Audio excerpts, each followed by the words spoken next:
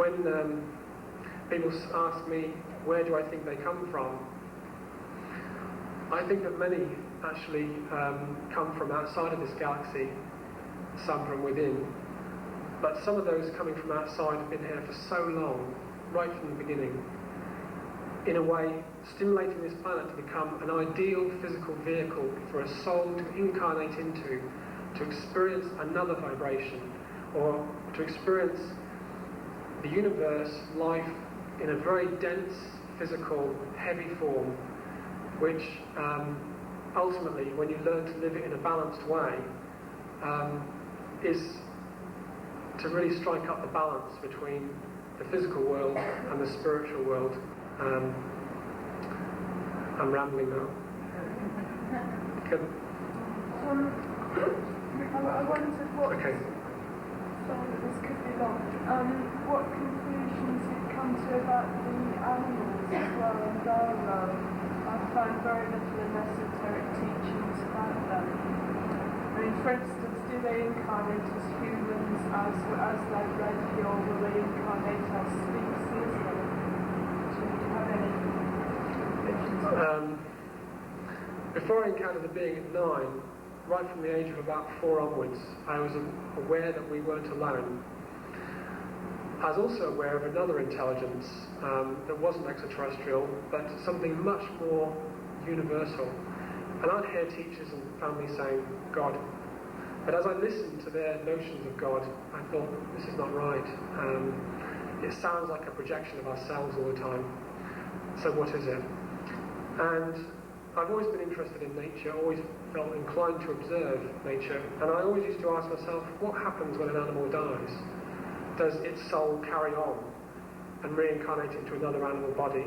Can it go into a human body? Can a human go into an animal body? And after asking those questions a lot and looking into a lot of information and trying to understand the dynamics of reincarnation, the process, I came to feel that when an animal dies, it no longer needs individually to continue, because it's not a self-aware thinking life form. And what happens is the energy of its individuality, if you want, returns to its species, returns to its collective consciousness, its collective energy form. And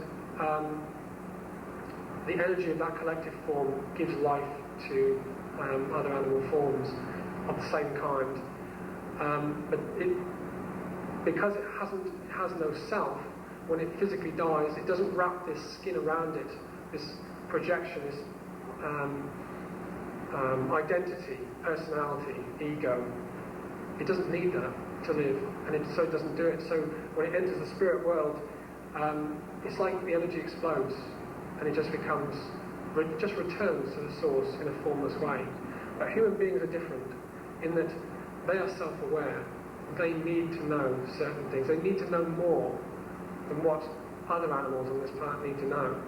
So when they die, the energy of their consciousness, their self-awareness, their deep unconscious and subconscious questions survives.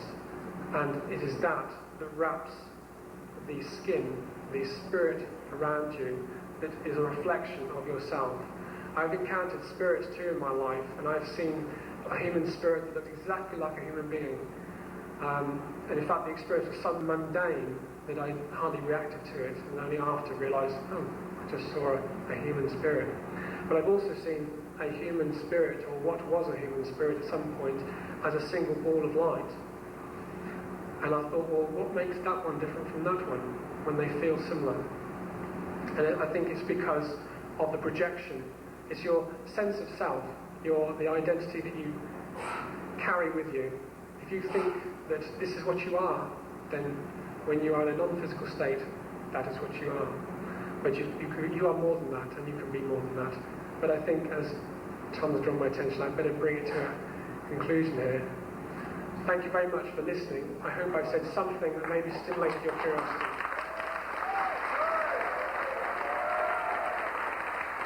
Thank you.